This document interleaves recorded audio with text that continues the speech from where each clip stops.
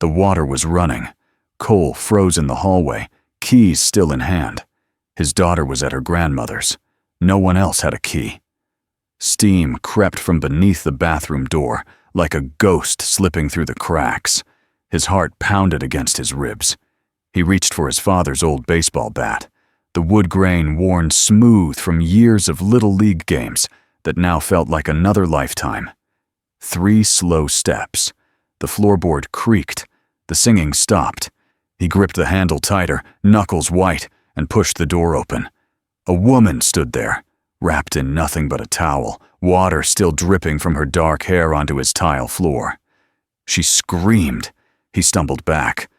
But here's the thing. She wasn't a thief. She wasn't crazy, and she wasn't supposed to be there. And what she said next would change everything. Cole Brennan had lived in the same house on Maple Street for 12 years.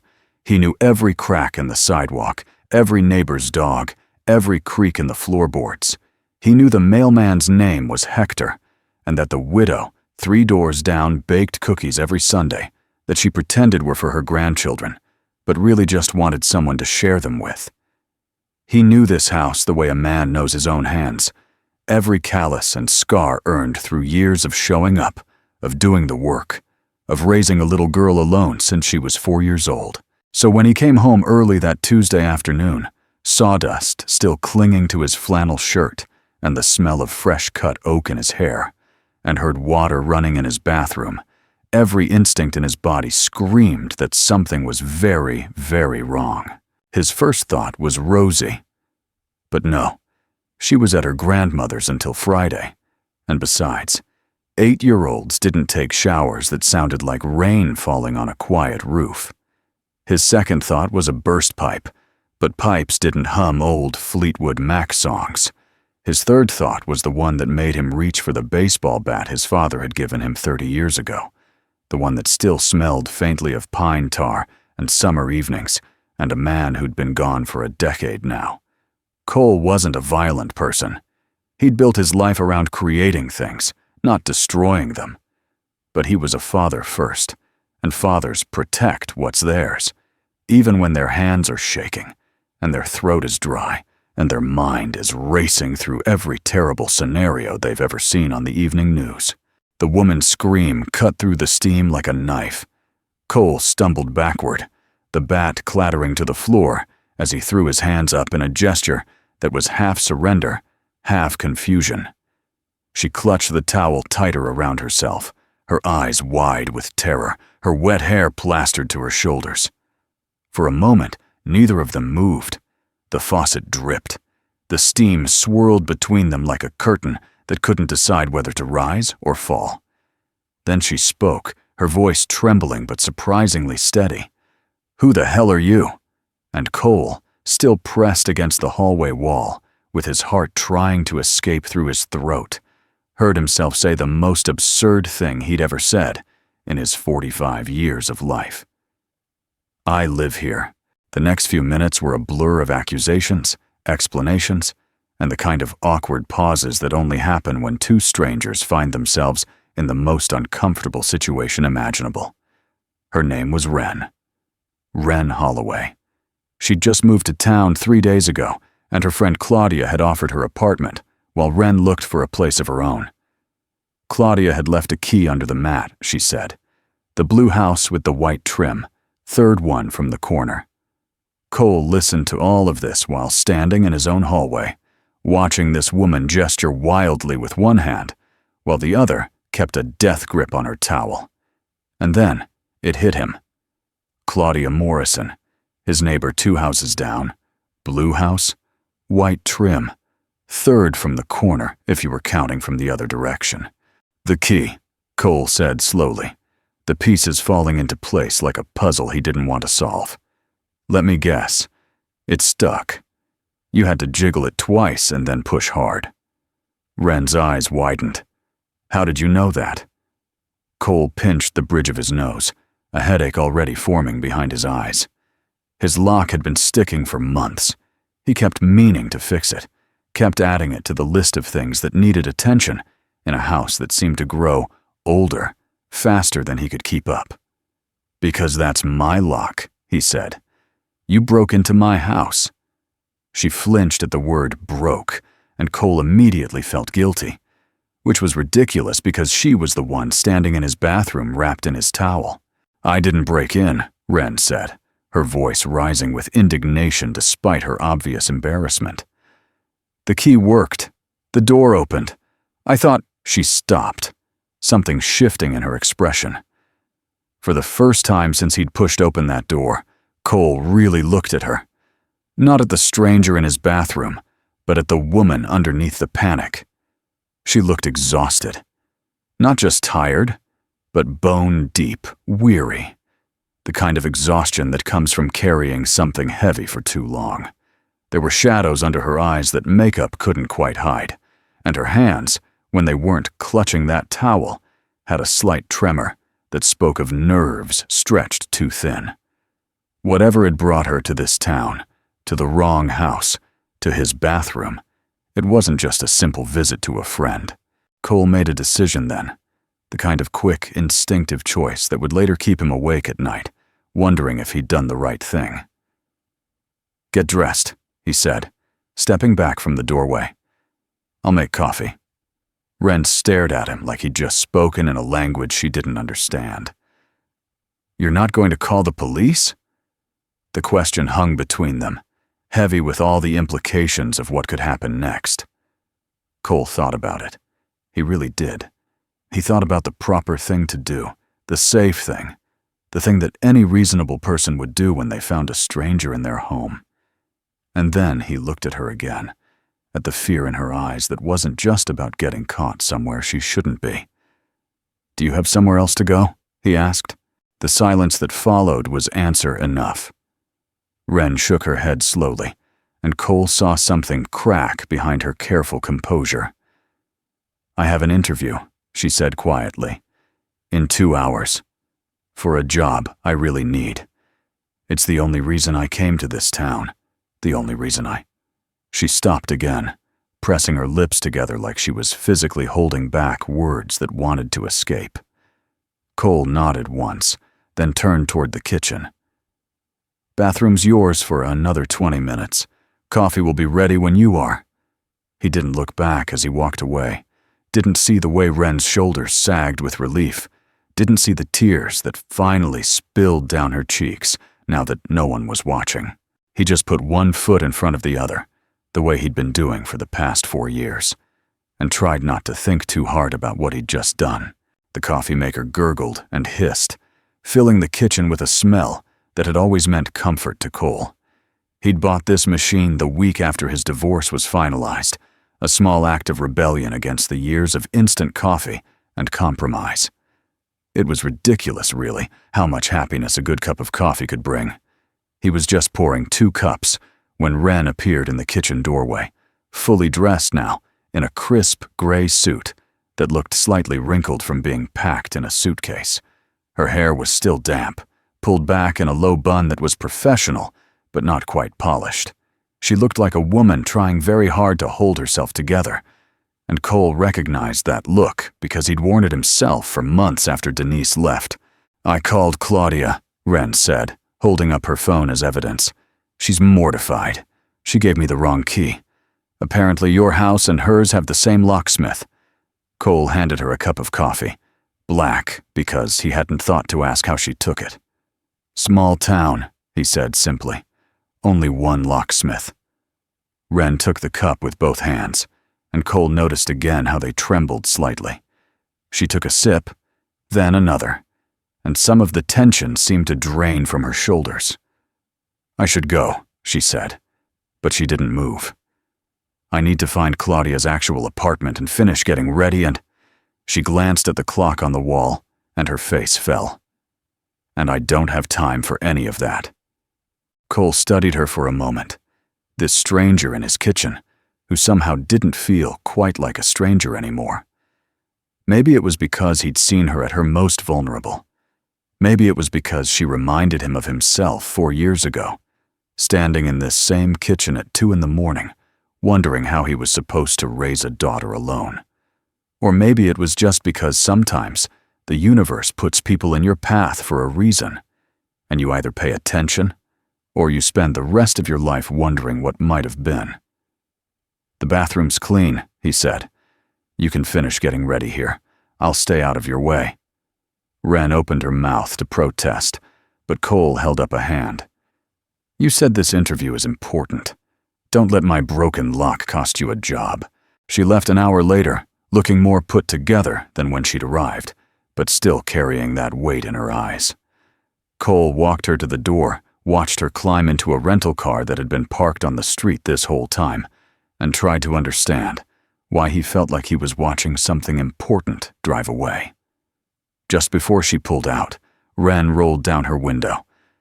"I don't know how to thank you," she said. "Most people would have called the police. Or worse." Cole shrugged, uncomfortable with gratitude he wasn't sure he deserved. "Just go get that job." She smiled then, really smiled, and it changed her whole face, made her look younger somehow, lighter.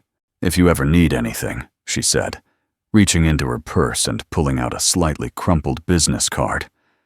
"I'm an interior designer. Or I will be if this interview goes well. I owe you a kitchen renovation at least." Cole took the card, more out of politeness than any real intention to use it. Wren Holloway, interior design. The card read, with a phone number and email address below. He tucked it into his shirt pocket and watched her drive away, the rental car disappearing around the corner of Maple Street.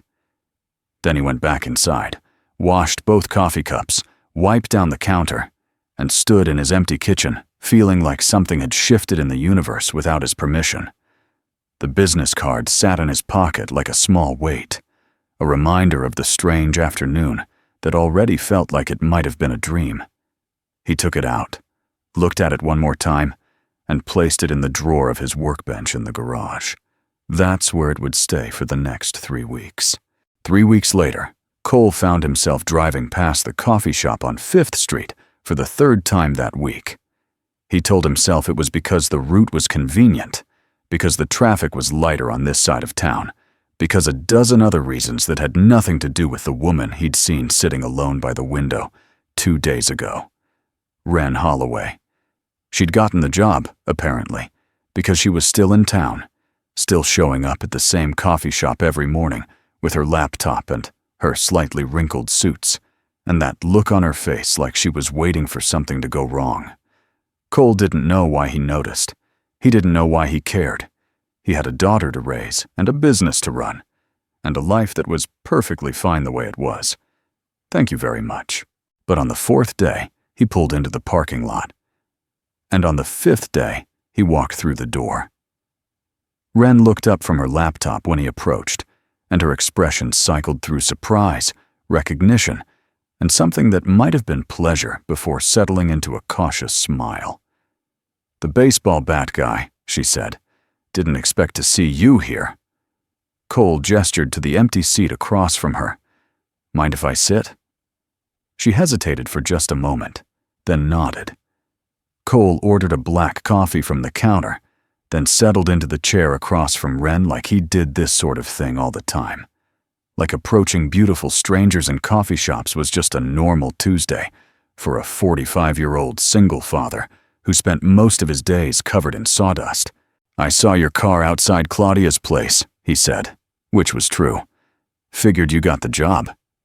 Wren closed her laptop slowly, giving him her full attention. "I did. Started last week. Henderson and Associates, downtown. They do commercial spaces mostly, but they're expanding into residential." She paused, tilting her head slightly. "Is that why you're here? To check up on me?" The question held no accusation, just curiosity. Cole wrapped his hands around his coffee cup and told her the truth. "I don't know why I'm here," he said. "I just kept driving past this place and seeing you through the window and thinking that I never asked if you were okay." Wren's careful expression softened. "That's a strange thing to say to someone who broke into your house." "You didn't break in," Cole said, surprising himself with how much he meant it. "You walked through an unlocked door into what you thought was your friend's apartment. There's a difference." Wren laughed, a small sound that seemed to escape before she could stop it. "You're a very strange man, Cole."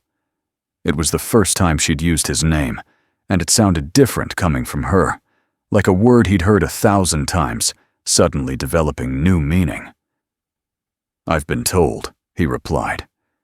They sat in comfortable silence for a moment, the coffee shop humming around them with the quiet energy of a weekday morning. And then, Wren did something unexpected. She told him the truth. Her story came out in pieces, not all at once, but in fragments that slowly assembled themselves into a picture Cole hadn't asked to see, but couldn't look away from. 7 years, she said. 7 years with a man named Harrison, who made her feel like she was never quite enough. He didn't hit her, she clarified quickly, as if that made it better. He just controlled everything else. What she wore, who she talked to, where she went, what she ate, how she spent her money, which was really his money, because he made sure she never worked enough to have her own. By the end, she didn't recognize herself anymore. She was a ghost living in her own life, going through motions that someone else had choreographed, moving to this town, taking this job, standing in the wrong bathroom wrapped in a stranger's towel. It was the first decision she'd made for herself in 7 years. Cole listened without interrupting, his coffee growing cold in his hands. When Wren finished, she looked embarrassed, like she'd revealed too much to someone who hadn't asked to hear it. "Sorry," she said, reaching for her laptop like she could hide behind it. "You didn't come here for my life story." But Cole didn't move. Instead, he told her something he'd never told anyone outside his family. He told her about Denise, not the sanitized version he gave to nosy neighbors and concerned relatives, but the real story. How they'd married at 22 because she was pregnant, and it seemed like the right thing to do. How they'd tried for 8 years to make something work that was never meant to be. How the divorce was mutual and civilized and still felt like a failure he couldn't quite shake. "She lives in Seattle now," Cole said. "Has a good job, a nice apartment, visits Rosie once a month when she can. We're better apart than we ever were together." He paused, staring into his cold coffee. "But it took me a long time to believe that I didn't mess everything up. That I wasn't the reason my daughter has to split holidays and pack a bag every few weeks to go see her mother." Wren reached across the table and touched his hand, just briefly, just enough to say "I understand," without using words. "How old is she?" she asked. "Your daughter." Cole smiled, the way he always did when someone asked about Rosie. 8. Going on 35. She's the best thing I've ever done, and most days I'm terrified I'm going to screw her up. They talked until the lunch rush forced them to give up their table. Then they talked in the parking lot for another 20 minutes. And when Cole finally drove away, he had Wren's phone number saved in his contacts and a strange fluttering in his chest that he hadn't felt in years. He told himself it didn't mean anything. He told himself that lonely people talk to other lonely people, and that's all this was. But when he got home that night, he took her business card out of the workbench drawer and moved it to his wallet. Just in case, he thought. Just in case. The coffee shop became their place, not officially, not by design, but by the slow accumulation of mornings that turned into afternoons, that turned into something neither of them had names for yet. Cole would show up after dropping Rosie at school, sawdust still in his hair, and work boots still on his feet. Wren would already be there, laptop open, nursing her third cup of coffee while sketching designs that her bosses would probably reject. They didn't always talk. Sometimes they just sat together, working in parallel silence, occasionally looking up to share a thought or a complaint or a joke that no one else would find funny. It was easy, Cole realized, easier than anything had been in a long time. He learned the small things about her first, that she took her coffee with too much cream and not enough sugar, that she bit her lower lip when she was concentrating, that she had a habit of humming under her breath when she thought no one was listening. All was old songs, always slightly off-key. He learned that she was brilliant at her job, but terrible at believing it, that she second-guessed every design until someone else validated it. He learned that she laughed with her whole body when something really got to her, but that those laughs were rare, like she was still learning how to find things funny again. And he learned that when she looked at him, really looked at him, he felt seen in a way he hadn't felt since before his marriage fell apart. Wren learned things about him too, that he measured his words carefully, speaking only when he had something worth saying, that his hands were never still, always fixing something, building something, creating something out of nothing, that he made terrible jokes but delivered them with such a straight face that she couldn't help laughing anyway. She learned about Rosie through the stories he told, about the little girl who loved purple and hated broccoli and had once tried to adopt a stray cat by hiding it in her closet for 3 days.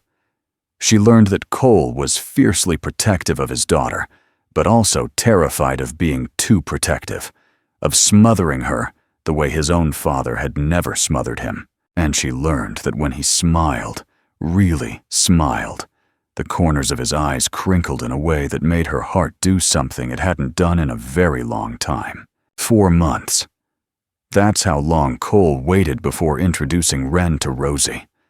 4 months of coffee shops and phone calls and dinners at restaurants far enough from home that he wouldn't run into anyone he knew. 4 months of building something careful and deliberate, like one of his furniture pieces, measured twice and cut once. He didn't want to rush. He didn't want to introduce someone into Rosie's life who might not stay. He'd seen too many of his friends make that mistake, parading new partners through their children's lives like a revolving door that only left everyone dizzy and confused. So he waited. And when he finally decided the time was right, he didn't introduce Wren as his girlfriend. He introduced her as his friend. Rosie was suspicious from the start. Cole could see it in the way she studied Wren with those sharp 8-year-old eyes, cataloging every detail, looking for evidence of something she couldn't quite name.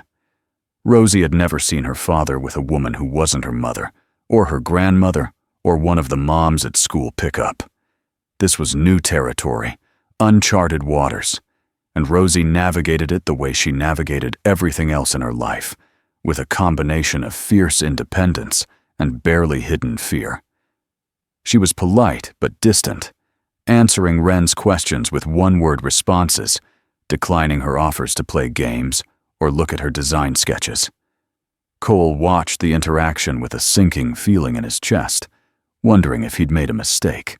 The breakthrough came unexpectedly, as breakthroughs often do. Wren had brought her sketchbook to dinner, not intentionally, but because she'd come straight from work and hadn't had time to drop it off at her apartment. Rosie noticed it first, her eyes drawn to the leather cover peeking out of Wren's bag. "What's that?" she asked, the first question she'd initiated all evening. Wren pulled out the sketchbook, hesitating for just a moment before handing it over. "Drawings," she said simply. "It's part of my job. I design the insides of buildings, how rooms should look and feel." Rosie flipped through the pages with the careful reverence of a child handling something precious. Her eyes widened at the detailed renderings, the swirling colors, the imagination captured on paper. "Can you teach me?"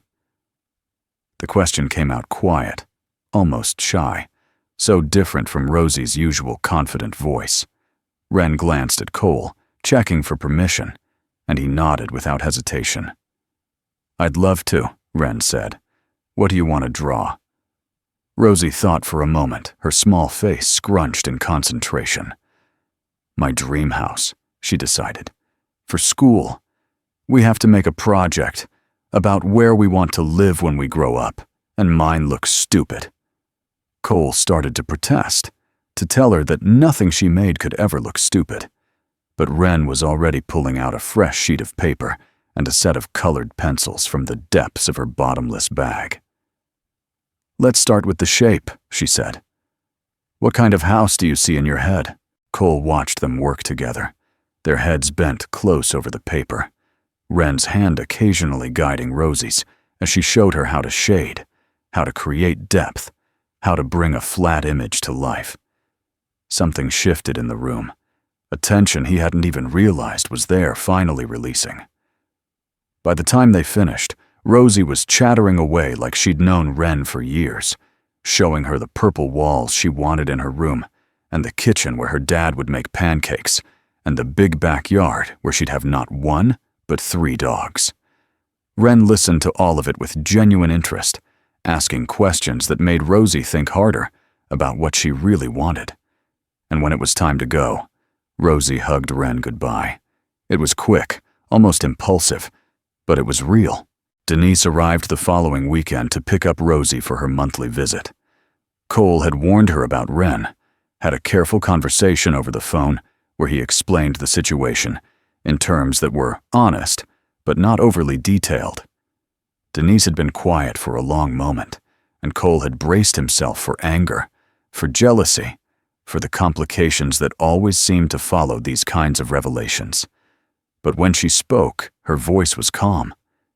"Is she good to Rosie?" she asked.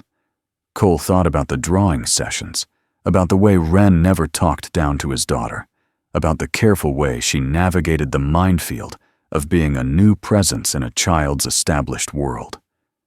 "Yes," he said. "She is." Denise sighed, a sound that carried years of history. "Then I'm happy for you, Cole. I really am." But meeting Denise in person was different. Cole saw the way his ex-wife's eyes flickered over Wren, taking in the younger woman, the careful smile, the way she stood close to Cole, but not too close. He saw the flash of something in Denise's expression, not quite jealousy, but something adjacent to it, something that looked a lot like the realization that life had moved on without waiting for permission. Wren handled it with grace, extending her hand, and saying all the right things about what a wonderful daughter they'd raised. She didn't try to be charming, didn't try to win Denise over. She just was herself, steady and genuine, and Cole loved her a little more for it. He hadn't used that word yet, not even in his own head, but watching Wren navigate this moment, he couldn't deny it anymore. The months that followed were the happiest Cole had known since before his divorce, maybe longer. Wren started spending more time at the house, first for dinners, then for movie nights with Rosie, then for Sunday mornings, where she'd help Cole make pancakes, while his daughter critiqued their technique with all the authority of an 8-year-old food critic.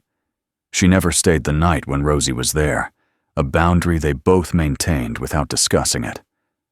But on the weekends when Rosie was with Denise, Cole would wake up to the smell of coffee and the sound of humming and the particular warmth of not being alone. His house started to feel different, not just lived in, but alive. Wren brought plants that she swore she wouldn't kill, but probably would. She rearranged his bookshelves in a way that actually made sense. She left her sketches on the kitchen table and her coffee cups in the sink, and her presence in every corner of a home that had been waiting, without knowing it, for exactly this. It was almost a year to the day since the bathroom incident when everything changed. Wren came home from work with an expression that Cole had learned to recognize as carefully controlled emotion. She sat down at the kitchen table, placed her phone in front of her like evidence, and told him about the offer. Henderson and Associates' parent company was opening a new office in Seattle. They wanted Wren to lead the design team. It was the opportunity of a lifetime, the kind of position she'd dreamed about back when she still allowed herself to dream. The salary was triple what she made now. The creative freedom was unlimited. The prestige was everything she'd spent 7 years losing, and the past year trying to rebuild. Seattle, the word hung in the air between them like a physical thing. Seattle, where the rain never stopped, and the coffee was legendary, and the distance from this small town would be measured not just in miles, but in the life they'd built together. Cole didn't say anything at first.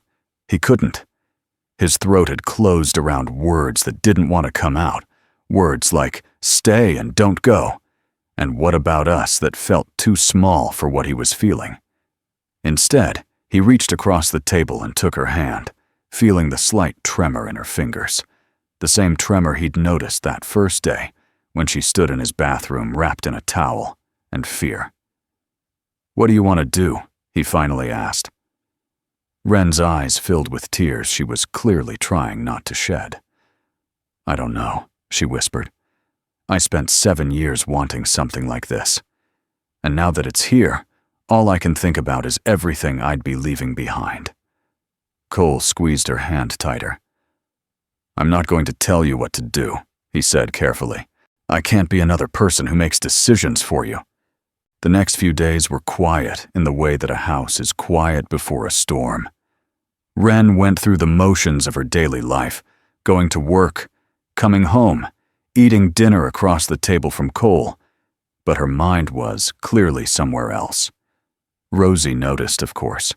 Children always notice the things adults try hardest to hide.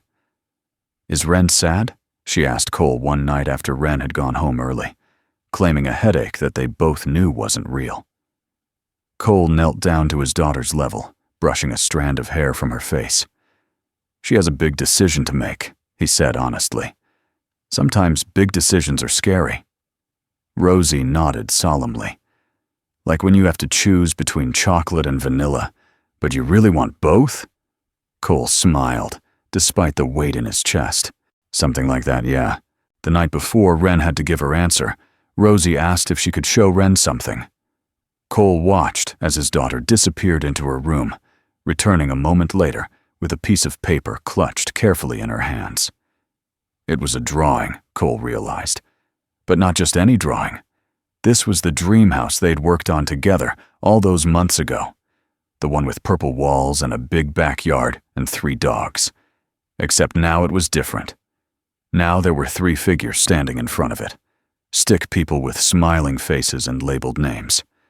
Dad, Rosie, and Wren. Below them, in Rosie's careful handwriting, were 2 words that made Wren's composure finally crack. My family. Wren didn't go to Seattle. She called the company the next morning and declined the offer with a steadiness in her voice that belied the tears still wet on her cheeks. She didn't give them a lengthy explanation, didn't justify her choice with logic or reason. She simply said that she'd found something here that she wasn't willing to leave behind, and thanked them for the opportunity. Then she hung up the phone, looked at Cole across the breakfast table where Rosie was eating cereal and pretending not to listen, and smiled.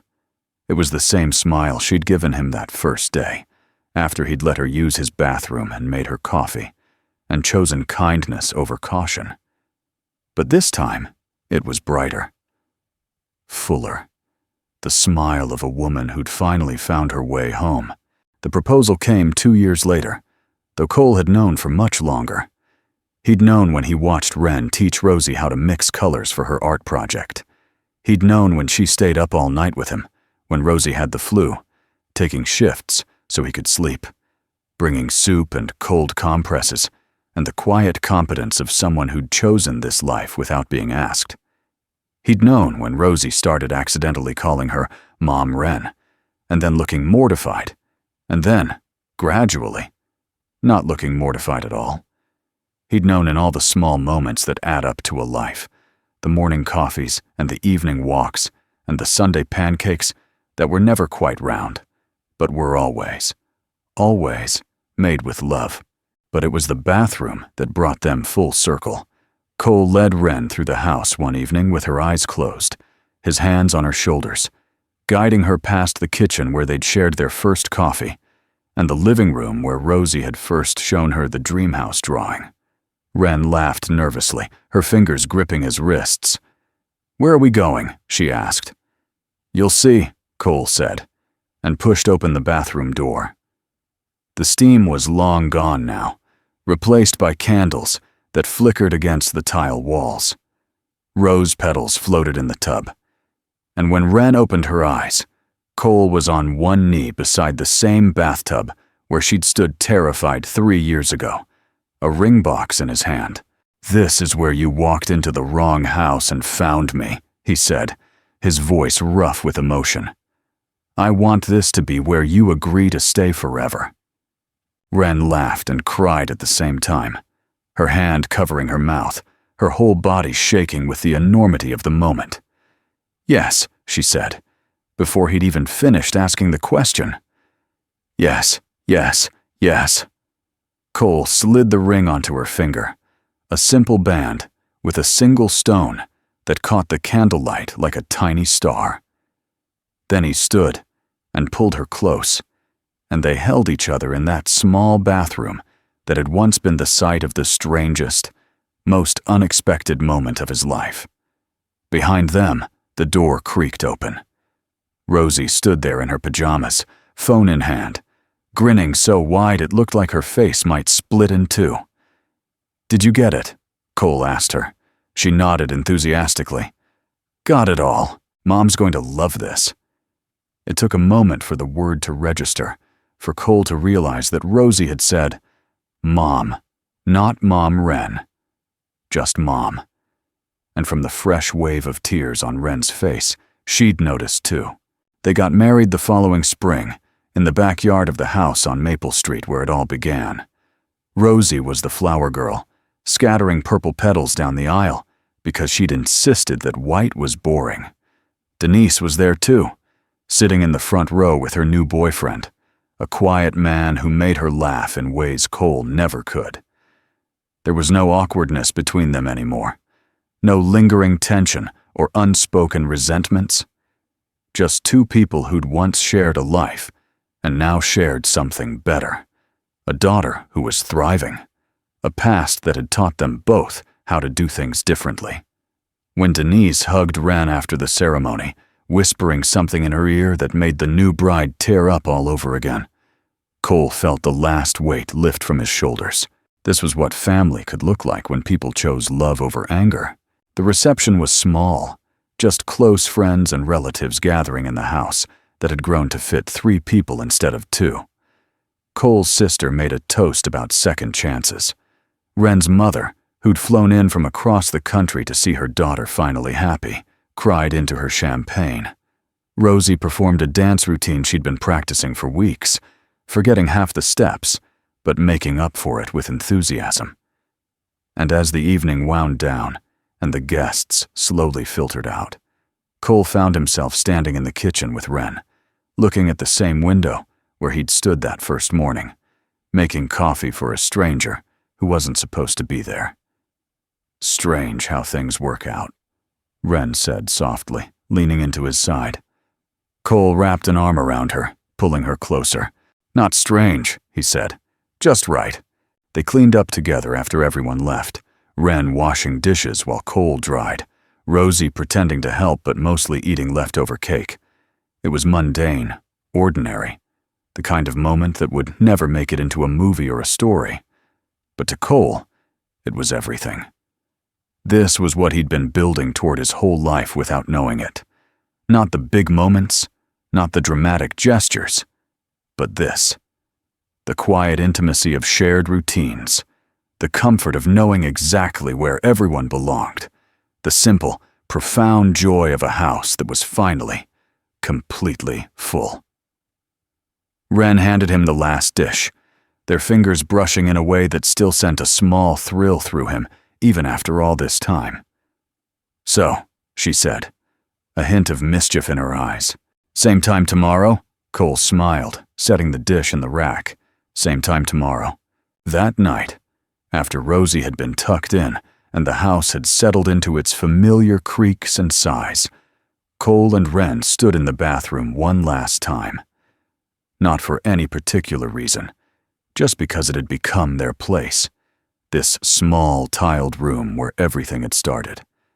The candles were gone now, the rose petals cleaned up, but something of that proposal night still lingered in the air. Wren traced her finger along the edge of the sink, remembering. "You know," she said, "if you'd called the police that day, none of this would have happened." Cole nodded, leaning against the doorframe. "I know." She looked up at him, her eyes bright in the dim light. Why didn't you? It was a question she'd asked before, in different ways, at different times, and Cole had given her different answers about kindness and instinct and not wanting to ruin someone's life over a simple mistake. But tonight, on their wedding night, he told her the truth. Because you were standing there terrified, and all I could think was that you looked exactly how I felt the day Denise left. Lost. Scared. Like you didn't know how you'd ended up where you were. He paused, swallowing around the lump in his throat. I couldn't add to that. I couldn't be another thing that went wrong in your life. Wren crossed the small space between them and took his face in her hands. You weren't, she said fiercely. You were the first thing that went right. Then she kissed him, soft and slow and full of promise. And Cole Brennan knew with absolute certainty that he would spend the rest of his life grateful for a broken lock and a wrong key and a beautiful stranger who'd wandered into his bathroom and stolen his heart. Downstairs, Rosie was supposed to be sleeping, but she was really sitting at the top of the stairs, listening to the quiet murmur of her parents' voices and the occasional sound of laughter floating up from below. She didn't understand everything about how they'd gotten here, how a mistake had turned into a meeting had turned into a marriage. But she understood the important parts. She understood that her dad smiled more now than he used to. She understood that Wren made the best hot chocolate and never complained when Rosie wanted to draw instead of do homework. She understood that family wasn't just about who you were born to, but about who you chose, and who chose you back. Clutching the newest drawing she'd made, 3 figures holding hands in front of a house with purple walls and a big backyard and 3 dogs, she tiptoed back to bed. Tomorrow she'd show them. Tomorrow she'd add it to the collection of moments that made up their story. But tonight, she just smiled and fell asleep to the sound of home. Sometimes the wrong door leads to exactly where you're meant to be. Sometimes a mistake becomes a miracle. And sometimes, if you're very lucky, a stranger in your bathroom becomes the love of your life. Cole Brennan learned all of this the hard way, which is really the only way that matters. Because the easy lessons fade, but the ones that cost you something, the ones that require you to take a chance on kindness when suspicion would be safer, those are the lessons that change everything. Wren walked into the wrong house on a Tuesday afternoon, and by the time she walked out, she'd already started walking into his heart. It just took both of them a little while to realize it. But that's okay. The best journeys are never the ones you plan. They're the ones that find you when you least expect them, standing in your bathroom, wrapped in a towel, waiting for you to decide what kind of person you're going to be. Cole chose kindness, and kindness led him home.